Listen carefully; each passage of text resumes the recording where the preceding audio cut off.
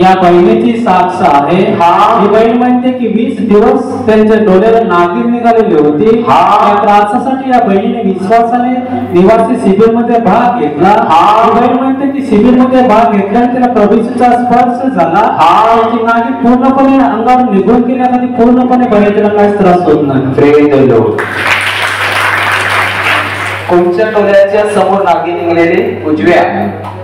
या बहिणीच्या उजव्या डोळ्यासमोर नागिन निघाली होती, इकडे वरती, आणि डाग आहे थोडासा।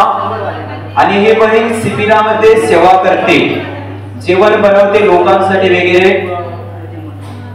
आणि तेव्हा नागिन निघालेलीच होती। ही बहीण म्हणाली मला त्रास होतोय, पण शिबिरमध्ये सेवा लोकांची करता करता ही बहीण शिबिरच्या द्वारे बरी झाली।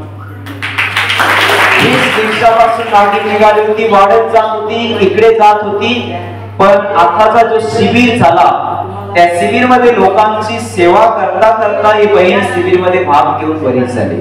प्रेम देलो।